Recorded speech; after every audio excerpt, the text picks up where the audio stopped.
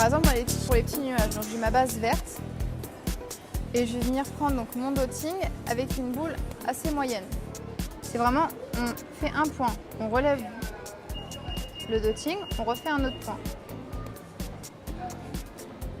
On ne vient pas le dessiner en restant avec le dotting collé à la capsule. Pareil, le dotting, à force de le tremper dans le vernis, vu qu'il y a une toute petite quantité de vernis, ça va sécher. Donc on vient l'essuyer régulièrement et hop, on continue, on vient tremper et on fait nos petits points. Alors voilà, là sur les nuages, on ne va pas appliquer la finition, donc le transparent tout de suite pour protéger et faire briller. On va attendre un petit peu que ça sèche parce que si on applique tout de suite, les petits nuages, ça va plus ressembler à des nuages, ça va baver, le motif va baver.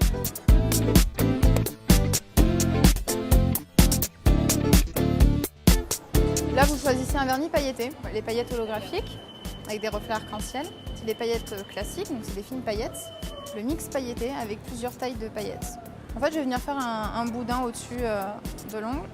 Et là, je viens essorer mon pinceau. Là, il faut vraiment qu'il y ait le moins de matière possible.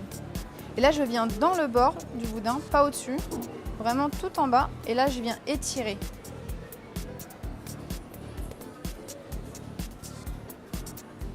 Voilà, et par exemple, si au-dessus, il manque un petit peu de vernis pailleté, pour vraiment trancher sur le fait du dégradé, on peut venir rajouter un petit peu pour foncer un peu la matière et vraiment avoir l'illusion du dégradé. Voilà. Alors soit vous le faites du haut vers le bas, soit du bas vers le haut. Quand on a les ongles un peu plus petits, ce qui est bien, c'est de le faire d'en haut vers le bas. Ça allonge. Et voilà.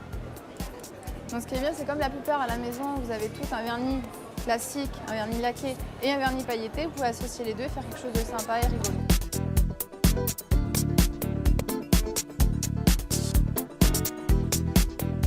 Alors, pour le motif léopard, vous pouvez faire des taches avec 2 couleurs, une seule, voire 3.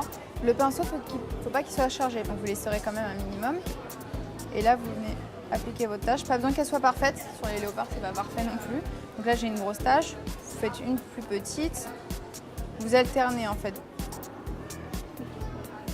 Pas besoin qu'elle soit non plus bien ronde. Vous pouvez faire des taches qui commencent à être rondes et ensuite qui partent un petit peu plus droites sur le côté.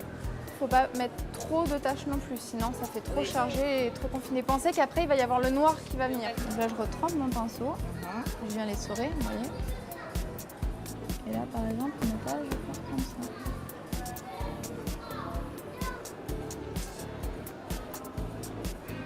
Là je rajoute des petites taches mais que noires. Des petits points comme ça.